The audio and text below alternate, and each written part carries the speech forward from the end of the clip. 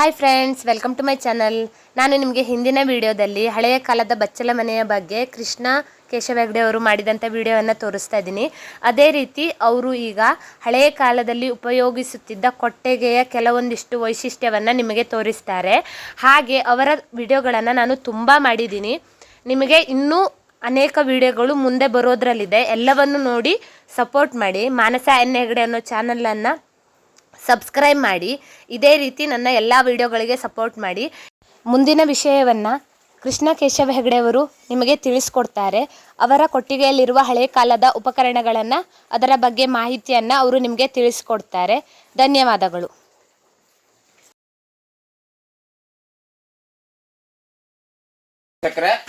ಇದು ನಮ್ಮ ಮಲೆನಾಡು ಭಾಗದಲ್ಲಿ ದನಕ್ಕೆ ಪಶು ಆಹಾರವನ್ನು ಶೇಖರಣೆ ಮಾಡಲಿಕ್ಕೆ ಇದನ್ನ ಕಲಬಿ ಅಂತ ಕರೀತಾರೆ. ಇದು ಆಕ್ಚುಲಿ ಒಂದು ದನದ ಮೇವನ್ನ ಅಂದ್ರೆ ಶುದ್ಧ ಪಶು ಆಹಾರವನ್ನು ಸಂಗ್ರಹಣೆ ಮಾಡಲಿಕ್ಕೆ ಟ್ರಿಜೂರಿ ಅಂತ ಕರಿಬಹುದು. ಇದು ನೋಡಿ, ಓಪನ್ ಮಾಡ್ತೀನಿ. ಇದರಲ್ಲಿ ನೋಡಿ 2 ಕಂಪಾರ್ಟ್ಮೆಂಟ್ ಇದೆ. 2 ಕಂಪಾರ್ಟ್ಮೆಂಟು ಇರಲ್ಲ, ಬಟ್ ಒಂದೇ ಸಿಂಗಲ್ ಇರುತ್ತೆ. ನಾವು ಮಧ್ಯ ಒಂದು ಹಲಗೆಯನ್ನು ಉಪಯೋಗಿಸಿ ಮಾಡಿದ್ದೀವಿ. ಇದರಲ್ಲಿ ಒಂದು ಟೈಪ್ ಪಶು ಆಹಾರ ಇಡ್ತೀವಿ, ಒಂದು ಕಡೆ ಒಂದು ಟೈಪ್ ಪಶು ಆಹಾರ ಇಡ್ತೀವಿ.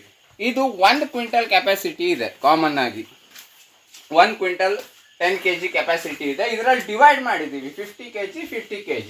ಇದರ ವಿಶೇಷತೆಯನ್ನು ನೋಡಿ. ಇದು ಡೋರ್ ಇದೆಯಲ್ಲ, ಇದರದ್ದು ಡೋರು 2 ಹಲಗೆಯನ್ನು ಕೂಡಿಸಿದ್ದಾರೆ ಇದನ್ನ. ಬಟ್ ಇದಿದೆಯಲ್ಲ ಸಿಂಗಲ್ ಮೋಲ್ಡೆಡ್. ಇದು ಒಂದೇ ಮಾವಿನ ಮರ ಅಥವಾ ಮಾವಿನ ಮರದಂತಾನೆ ಮಾಡ್ತಾರೆ, ಹಗುರ ಆಗ್ತದಂತ. ಇದರನ್ನ ಯಾವುದೇ ಕೂಡಿಸಿದನೆ ಮರವನ್ನೇ ಕಂಪ್ಲೀಟ್ ಇಷ್ಟು ಡೆಪ್ತ್ ಆಗಿ, ಇಷ್ಟು ಆಳವಾಗಿ, ಅಂದ್ರೆ ಒಂದು 1.5 ಫೂಟ್ ಡೆಪ್ತ್ ಆಗಿ ಇದರನ್ನು ಹೀಗೆ ಕೊರೆದಿದ್ದಾರೆ. ಇದು ಸಿಂಗಲ್ ಮೋಲ್ಡೆಡ್, ಯಾವುದೇ ಕೂಡಿಸಿದ್ದಲ್ಲ ನೋಡಿ. ಒಂದು 100-150 ವರ್ಷದ ಹಳೆಯದು.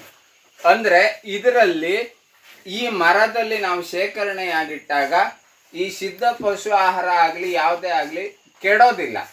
ಅಂದ್ರೆ ಮಾಯಿಶ್ಚರ್ ಅನ್ನ ಲಾಕ್ ಮಾಡುತ್ತೆ. ಮಾಯಿಶ್ಚರ್ ಏನಿದೆಯಲ್ಲ, ಅದು ಮಾಯಿಶ್ಚರ್ ಇಂದ ನಮ್ಮ ಮಲೆನಾಡಲ್ಲಿ ಮಳೆ ಜಾಸ್ತಿ, ಮಾಯಿಶ್ಚರ್ ಇಂದ ದನದ ಆಹಾರ ಹಾಳಾಗೋದಾಗ್ಲಿ ಆ ಥರದ್ದು ಯಾವುದೇ ಆಗಲ್ಲ. ಇದರದ್ದು ಸ್ಪೆಷಲ್ ನೋಡಿ, ಡೋರ್ ಮಾತ್ರ 2 ಹಲಗೆಯನ್ನು ಕೂಡಿಸಿದ್ದಾರೆ. ಬಟ್ ಇದು ಸಿಂಗಲ್ ಮೋಲ್ಡೆಡ್. ಇದೇನಿದೆಯಲ್ಲ ಸಿಂಗಲ್ ಮೋಲ್ಡೆಡ್, ಒಂದೇ ಮರ. ಅಂದ್ರೆ ಹಳೆ ಕಾಲದ ದೋಣಿಯನ್ನು ಹೇಗೆ ಮಧ್ಯ ಕೊರಿತಿದ್ರು, ಮರವನ್ನ ಮಧ್ಯ ಹಾಗೆ ಕೊರೆದು ಮಾಡದಂತ ಮೆಥಡ್ ಇದು. ಒಂದು ಆ ಹಳೆಯ ಕಾಲದ ಹಳೆಯ ಶಿಲ್ಪಿಗಳು, ಅಂದ್ರೆ ಏನು ಕಾರ್ಪೆಂಟರ್, ಆಚಾರಿ ಅಂತ ಕರೀತಾರಲ್ಲ, ಅವರು ಒಂದು ಸುಮ್ಮನೆ ಒಂದು ಡಿಸೈನ್ ಕೊಡ್ಲಿಕ್ಕೋಸ್ಕರ ಇಲ್ಲಿ 2 ಕೊಂಬ್ ಟೈಪ್ ಮೆಥಡ್ ಇಟ್ಟಿದ್ದಾರೆ. ಆ ಕಡೆನೂ ಒಂದು ಸಾಗಾಟಕ್ಕೂ ಈಸಿ ಆಗ್ತದೆ. ಇದಿದ್ರೆ ಇಲ್ಲಿ ನೋಡಿ, ಇದ್ರನ್ನ ಹೀಗೆ ಹಿಡಿಬಹುದು, ಹಿಡಿದು ಎತ್ತಬಹುದು. 1-1.5 ಕ್ವಿಂಟಲ್ ವೇಟ್ ಇರ್ಬೋದು. ಬಟ್ ಇದರಿಂದ ಬಹಳ ಉಪಯೋಗ ಇದೆ ರೈತರಿಗೆ. ಈಗ ಮಾತಾಡಲ್ಲ ಡಿಲ್ಲಿ. ಇದು ನೋಡಿ ವೀಕ್ಷಕರೇ, ಇದು ನಮ್ಮ ಕಡೆಗೆ ಟ್ರೆಡಿಷನಲ್ ಮೊದಲಿಂದನೂ ಕಾಯಿ ಸುಲಿಯುವ ಸಾಧನ. ಇದಕ್ಕೆ ನಮ್ಮ ಕಡೆ ಕಾಯಿ ಸುಲಿಯುವ ಶೂಲ ಅಂತ ಕರೀತಾರೆ. ಒಂದು 2 ಫೀಟ್ ಹೈಟಿನ ಕಬ್ಬಿಣದ ಆಂಗಲ್ ಅನ್ನು ತಗೊಂಡು ತುದಿಯನ್ನ ಈ ತರ ಶಾರ್ಪ್ ಮಾಡಿರ್ತಾರೆ. ಯಾಕಂದ್ರೆ ತೆಂಗಿನಕಾಯಿ ಸಿಪ್ಪೆ ಹಾರ್ಡ್ ಆಗಿರ್ತದೆ. ಇದರನ್ನ ಈ ಮೆಥಡ್ ಅಲ್ಲಿ ಸುಲಿದಾಗ ಈಸಿಯಾಗಿ ಬಿಡ್ತದೆ. ನೋಡ್ರಿ ಈಗ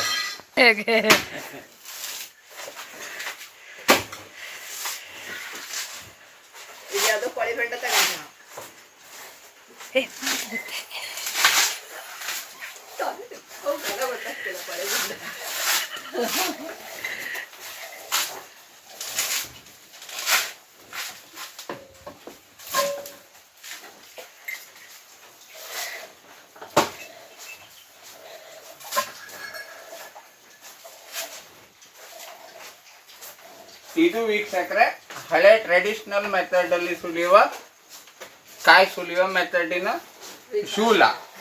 ಈಗ ಇದು ನೋಡಿ ವೀಕ್ಷಕರೇ, ನಮ್ದು ಏನು ಕೊಟ್ಟಿಗೆ ಇದೆಯಲ್ಲ, ಇದು ಬಹಳ ಹಳೆ ಕೊಟ್ಟಿಗೆ ಅಂತ ನಾವು ಮೊದಲೇ ನಿಮ್ಗೆ ಹೇಳಿದ್ದೀವಿ.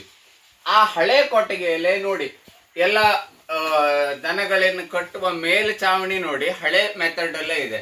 ಹಾಗೆ ಇನ್ನು ನಾವು ಹಳೆಯ ಪದ್ಧತಿಯ ಇದನ್ನ ದೊಣಕಲು ಅಂತ ಕರಿತೇವೆ, ನಮ್ಮ ಮಲೆನಾಡು ಭಾಷೆಯಲ್ಲಿ ದೊಣಕಲು ಅಂತ ಕರಿತೇವೆ. ಇದರನ್ನ ಮರದಿಂದನೇ ಮಾಡಿದ್ದೇವೆ ನೋಡಿ, ಮರದಿಂದನೇ ಮಾಡಿದಂತಹ ದೊಣಕಲು. ಕೆಲವು ಕಡೆ ಇದನ್ನು ಗೋದ್ಲಿ ಅಂತಾನು ಕರೀತಾರೆ. ಈಗ ಈ ಟೈಪ್ ದೊಣಕಲುಗಳು ಭಾರಿ ಕಡಿಮೆ. ಇದರಲ್ಲಿ ಮಧ್ಯ ಒಂದು ಗುಟ್ಟ, ಅದರ ಕೆಳಗಡೆ ನಾವು ದನವನ್ನು ಹೀಗೆ ಕಟ್ತೀವಿ. ದನವನ್ನು ಮೇಲ್ಗಡೆ ಕಟ್ಟೋದಿಲ್ಲ, ಯಾಕಂದ್ರೆ ಕಟ್ಟಿದ್ರೆ ಓಕೆ ಕಟ್ಟಿದ ಹಗ್ಗ ಬಿಗಿಯಾಗಿ ಮಲಗಲಿಕ್ಕೆ ಉಳ್ಲಿಕ್ಕೆ ಪ್ರಾಬ್ಲಮ್ ಆಗ್ತದೆ. ಇದು ಹಳೆ ಮೆಥಡ್ ಅಲ್ಲೇ ಇದೆ ನೋಡಿ. ಇದಕ್ಕೆ ಹಿಂದಿನ ಕಾಲದವರು ಈ ನೀರು ಮತ್ತೆ ದನದ ಗೋಮೂತ್ರ ಉಚ್ಚೆ ತಾಗದಾಗ ಲಡ್ಡಾಗಬಾರ್ದು ಬಹಳ ಬೇಗ, ಆ ತರದ ಯಾವುದೋ ಒಂದು ಮರವನ್ನ ಪರ್ಟಿಕ್ಯುಲರ್ ಯಾವುದು ಅಂತ ನಮ್ಗೆ ಸರಿಯಾಗಿ ಮಾಹಿತಿ ಇಲ್ಲ, ಬಟ್ ಆ ತರದನ್ನ ಯೂಸ್ ಮಾಡ್ತಿದ್ರು ನೋಡಿ. ಈಗ 80 ವರ್ಷ 70 ವರ್ಷ ಆದ್ರೂ ಎಲ್ಲಿ ಡೈಲಿ ನಾವು ವಾಶ್ ಮಾಡ್ತೇವೆ, ದನದ ಉಚ್ಚೆಗಳ ಯಾವುದೆಲ್ಲ ತಾಗ್ತದೆ, ಆದ್ರೂ ಲಡ್ ಆಗಿರುವುದಿಲ್ಲ ನೋಡಿ.